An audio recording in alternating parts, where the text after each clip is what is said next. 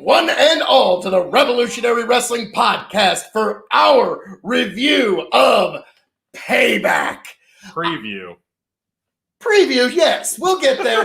Well, we will review my victory of Payback in due time. Yes, I think lies and collusion are already starting. Don't believe the propaganda of this. We're off to a stellar start. Welcome to our preview of Payback. I am the devilishly handsome outlaw himself, your king of extreme, the king of the evolved, the king of the ethereal, the king of the political debate. Actually, you could call me the prince and potentate of the political debate at this point. I'm also your master of modesty and the king of punctuality, Phil KOE, here with my indomitable broadcast partner, the one, the only, Tony fucking G. Like, share, subscribe. I think the show's half over now, but so you mean I got some more to go? All right. No. And I'm the... All right, so here we are. We got about 10 minutes before the actual show starts. So we're going to get our predictions knocked out and any thoughts we have on the upcoming show. So without further ado, we just watched the kickoff. The Riot Squad did just knock off the Iconics. Obviously, we're not picking that match because...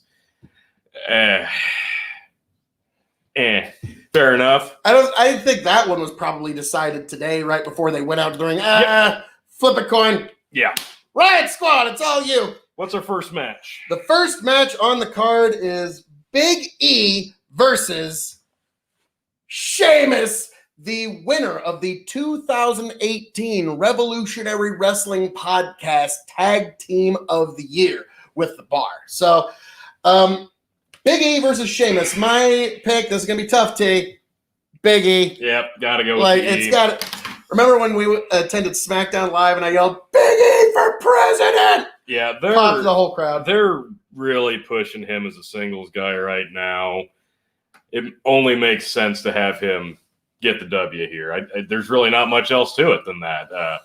Sheamus has kind of cemented himself as a legitimate threat that's always going to end up eating the loss in a feud. So, sorry, but yeah, this is Big E all the way. Then we got, from one king to another, King Corbin versus Matt Riddle. This one's a little tough for me. I can honestly see them going either way with this. Just basically, I'm judging this solely off how they've been pushing both guys. I think Corbin kind of looks like a jackass, which of course he does. That's the point. Riddle looks like his typical stoner buddy self, but somehow is always a step ahead, which doesn't really make sense. So I do have Matt Riddle. Me, on the other hand, I have to show solidarity with my fellow royalty. And also, Tony, you know that the main roster does such a good job with handling NXT call-ups, especially in their debut matches, which is why I have King Corbin to take this one. I know you don't want to. Yeah, even I don't really want it. I'd love to see Matt Riddle win. I'd love to be wrong on that one, but it's an NXT guy's first call-up match, which this was makes me a little worried about later tonight as well. This was 50-50 for me. Honestly, I could have gone either way. That was a tough one to pick. Now, we move onward and upward to a tag team match of Rey and Dominic Mysterio versus the Monday Night Messiah, Seth Rollins and Murphy. So this one is interesting. I think obviously this is because on the Go Home Raw, their tag team match was interrupted by Retribution. Will that happen again? I don't think so. They're teasing Rollins being the leader. So I don't, but they're teasing a lot of people being the leader of Retribution. That's how you make it work. Yeah, which is great, but whatever. That's not the point here. I think that you saw Rollins and Murphy standing tall in the entranceway while both Mysterios were getting beaten down by the group. I think that means 50-50 booking says to me, Mysterio ×2 gets the W. I'm going to be frank with you. I just don't see them racking up a lot of wins for Dominic on the way out. And also, it is the Monday Night Messiah. I got Seth and Murphy here. I'm sorry, it's just more like I get it. It's a nice payoff, but it's a more compelling continuation of the angle if Seth and Murphy win. I agree. If they wanted to end it right here, then yeah, you give Dominic and Ray the W and everyone goes home happy. But yeah, we'll see. And I got to bring it up. Jim Cornette had a great comment in this comment, we had Seth and his little friend and Dominic coming down to the ring with his little friend as well. It's like, Jesus Christ, that boy is gargantuan. Yeah, like, he so, kind of towers over Ray a little bit. Yeah. So now we move onward and upward. The man who hears voices in his head, Randall Keith Orton, versus at least you didn't get the Viking experience treatment, Keith Lee. Yeah. This is not how I expected Keith Lee to make his main roster call-up. It's obviously he's just lurking in the shadows. He doesn't even have his damn music, for fuck's sake. So it's a bit of a disappointment for everybody involved so far. He's not really in the thick of things. Obviously, it's only been 1 week, but I don't know. This is not how I saw it going, really being kind of the backup to the McIntyre-Orton feud. I don't know. It doesn't make a lot of sense. It's a fine fill-in match. I am looking forward to seeing how it goes, but overall... Actually, I'm changing it. I'm going to go one way. You could go either way with this one. I'm torn with this one a little bit, but you got to think long-term. And long-term, I don't see big things for Keith Lee and Randall Keith Orton in the future. So I am going with Orton. As you mentioned before, NXT guys do really get the show. Yeah, they do. They do get done dirty on this one. Yeah, I would love to see Lee. I was gonna go with Lee for a second, but then it was just they don't have big things planned for. I was like, damn it, Keith Lee. I sold you on picking the other guy. Well, no, you said they didn't have big things planned for this match. I was thinking, no, they don't have big things planned for Keith Lee. They had the shock of, hey, he's here. And he really did get hosed on his NXT title run, man. Oh, God, yeah, that was terrible. They made him terrible time. He went from the man in NXT, has gone as high as a peak as you can possibly get to... I don't even know what on Raw against Randy Orton, where he comes out like, and I'm sorry, it looks like he's wearing a skirt. You can't get past a great look. The visuals. And why did he shave the facial hair off? Vince McMahon wants to de-emphasize his physique, and he doesn't get that's what gets Keith Lee over. The fact that he's this big guy that can do this crazy kung fu stuff, and he can throw people around. That's what gets him over. But when has it ever been the case where Vince McMahon didn't understand what got an NXT talent track over? Record alone says that Keith Lee has a huge mountain to climb to get himself over on the main roster. So I'm pulling for a big guy. I really am. But, I got to go with Orton here. I think you got to keep him strong since he just ate the loss last week. That's what they're thinking anyway. Yeah, I don't see him doing Who we got next? He's the kind of guy that doesn't do 2 jobs in a week. It's true. That just don't happen. Facts. Apollo Crews with his smile versus Bobby Lashley with his decidedly not smile. I had MVP to win the title last week because so did I. I thought for sure they were going to end this. No, I had Apollo. I don't remember. It doesn't matter because it was on the kickoff show. Yeah. That's how much credence that one got. This one's on the main show tonight, so I have Apollo to lose to Bobby Lashley. My answer, to quote our actual current sitting president, do we love Bobby? Do we love Bobby? And give him, that's how I knew he was going to get elected. He was able to get Bobby Lashley over for 3 weeks. Bobby Lashley hasn't been able to get himself over in 13 years. So he had a couple short stints of overness. I think the whole storyline here is still Apollo Crews has been the plucky young champion, finally getting that title run. He's really running with it, and he's outwitting the wily veteran that is MVP, and he's always a step ahead. Well, he's about to run into a guy that they're actually willing to put the belt on in Bobby Lashley. So I think it makes perfect sense. putting the belt on Lashley here. If they don't, I'll be shocked, honestly. Yeah. What do we got next? No, when has their booking ever shocked us? Yeah, not often. No. I mean, if we're going to be honest, not very often, for all the wrong reasons. I was about to say, the times it has shocked us has been for bad reasons, and usually in the main event of Hell in a Cell. Let's not talk about it. So, the Women's Tag Team Championship. Okay. The Golden Role Models, Bayley and Sasha Banks, versus Nia Jax, the softest worker there ever was, and Shayna Baszler. Just rocket's been strapped on her, right? Yeah, Vince really took that title run seriously. Oh, no, he didn't. He pulled the plug on the Shayna experiment before we ever got going with it. Yeah. So does he right that wrong here tonight? Does he give Jackson Baszler a W and get the title? I'm going to let you go first. I think they have been doing nothing but planting the seeds for the breakup of Sasha and Bayley. I think it furthers here with them losing the tag titles. Jax, Baszler. Yeah, it's got to be. The only purpose of this match is to cause... Get the belts off of them? And to cause greater discontent. And also, Tony, you know Sasha Banks' record with defending titles. It's not good. It's really not. I think even Bayley said that on SmackDown. I think it's non-existent, actually. I don't know if she's... Even with the tag belts, I don't know if she's successfully defended them. They've successfully defended the tag title. And I'll bet you it was Bayley that got it probably was. God, they hate Sasha, don't God, they really do. Yeah. Now, the main event. This is tough.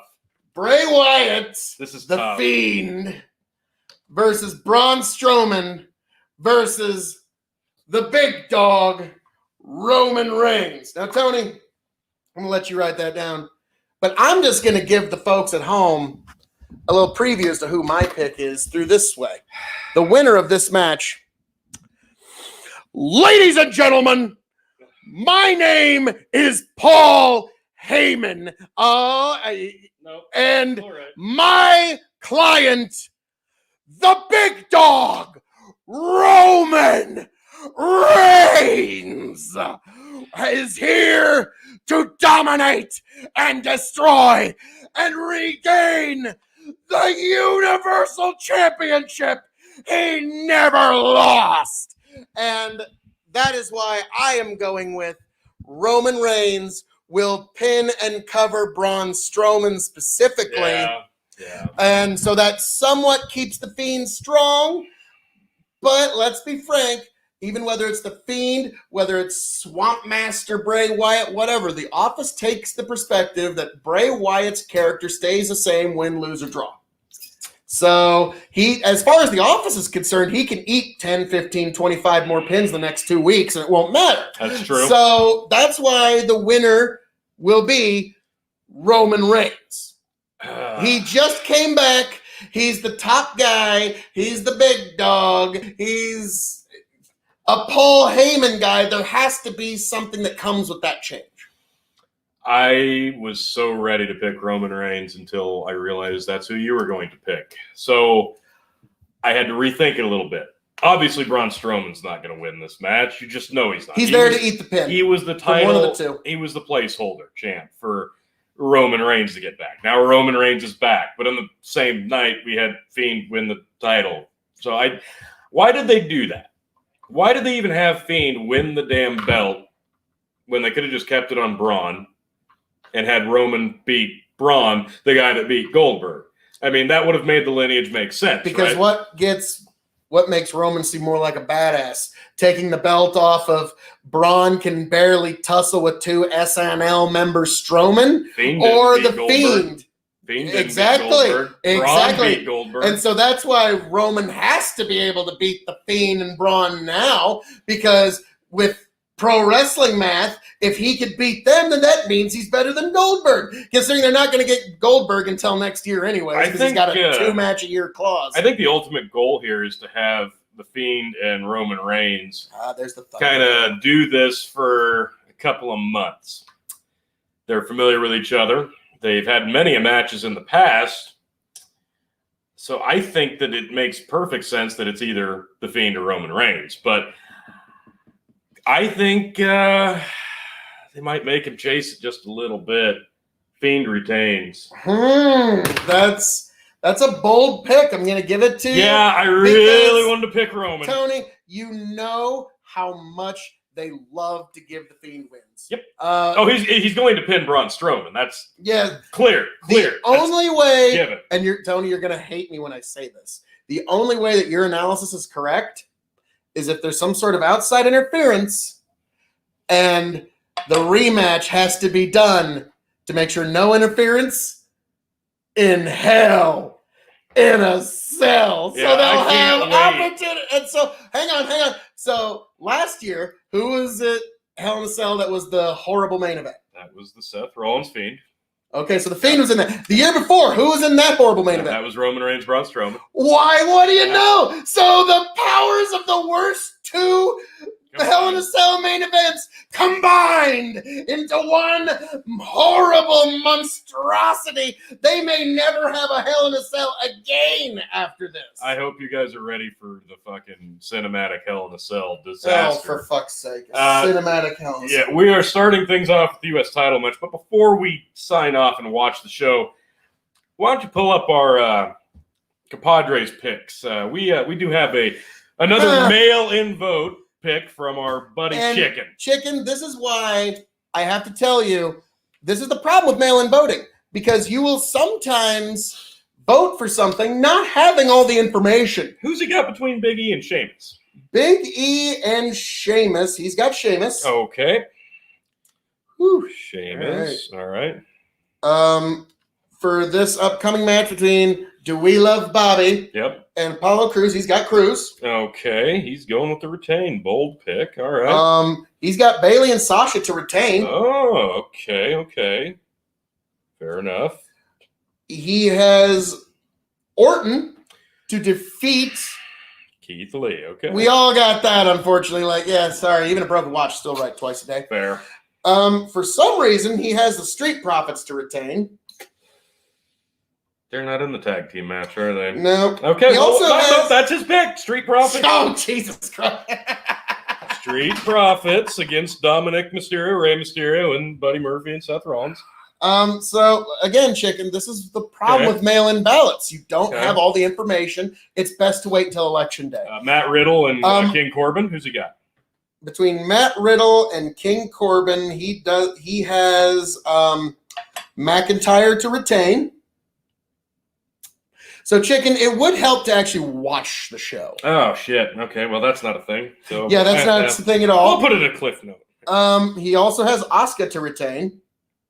She will, because she's not on the show. That's true. Technically. Okay. And he has Strowman to win the Universal Championship.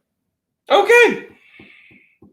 So, Chicken, I got to be honest with you. You got to run the board tonight. This is going to be rough. Did not pick that. Okay. Yeah, so didn't pick anything. He's going to have a rough go with this one. I don't love his chances, but hey, crazier things have happened. Like this guy's retained his title thanks to collusion. So, yeah, crazy. No, that's just expertise in my field. Thank you very much. So, Chicken, this is also another problem with mail-in voting. Sometimes you're not informed. So, that's... I like how they haven't updated the graphic on the US. Yeah, they haven't updated because they even the graphics department knows, that's clearly better. So, now, I know I'm usually a curmudgeon when it comes to changing titles. But if they could just present one title that looked better than the previous one in the last 10 years, I would really appreciate that. I'm sorry, the 24/7 title looked like it was rushed. Like, I could have made something better on the 2K customization. Like, I could have whipped you up something better. Like on a computer in 10 minutes. So, the belts are hideous. I'm sorry. The United States title is the best of a bad lot, and we're grading on a really bad curve. The Intercontinental title that's an abomination. Hideous. It's horrible to look at. It doesn't look like something that you would strive for, want to achieve. It's like the only thing looks like the Intercontinental title that Jeff Hardy would have made in the fever dream. That looks like the Intercontinental Championship and the NWA World Heavyweight Championship had a drunken love child, and this was the offspring. That's really, you hate the fact that I'm right, don't you? Yeah, you're right. So, and then the rest of the belts, they're just giant corporate logos. Like, I'm shocked they don't, like, if they get, oh my God, if they get bought by Disney. Oh, yeah. It's going to just be a giant Mickey. It's just going to be a giant Mickey print on rather than the WWE. Oh my God. Yeah, if you thought the Divas title was back, get ready for the Disney Princess Championship. Holy wow. Rest in peace, Diva Women's Revolution. Wow. So as we're watching this, Bobby Lashley is got Apollo Crews in the corner, beating him down. Chicken, this is your first chance to actually take it. Yeah, I mean, if he's going to take a lead, he might as well take it out of the gate, right? I'll get... This is pretty much your only chance, Chicken. You got to run the board this tonight. This is going to be a good one. So, I'm excited. But we'll finish up here and watch the rest of this match and see where he stacks up. We'll check in maybe some point in the middle of the show. Yeah, if something crazy happens midway through, we will jump back in and update everybody. But other than that, get right back here for after the show goes off the air. We will be ready that minute to update you on how our picks went, how the show went, what our star ratings are for each and every match on the card. And I'm sure I'll be half in the bag by that point, and I'll be really loud and obnoxious. So look forward to that. Oh, and before we go, be sure to like, share, subscribe right here at the Revolutionary Wrestling Podcast. Also, be sure to like, share, subscribe to the Dog and Chicken Show, where you can check Dog, Chicken, and your one and only King of Extreme. Actually, there we go, right there. Dog and Chicken Show, where you can see me bless the world with my erudite thoughts and ideas. And also, I do occasionally check over at the Tomfoolery Show from time to time. Go check them out. When I, feel like just kind of taking it easy and just kind of have, like having half my brain tied behind my back and decide like, okay, I'll just kind of waltz in and have myself a political debate. Then yeah. That's what I do there. There you go. Yes. It's time. It's time. You mean it's Vader time? All right, folks. Oh, and also check me out at KOE Nation on YouTube. And don't forget to check out Big Bucket Entertainment. You've already shilled us all. I have not yet begun to shill. Also, check out Grip Paranormal. You see, I can go on, Tony. Don't think I'm stopped. I have no sense of shame. There's no bottom to my ability to shill. Have you met me?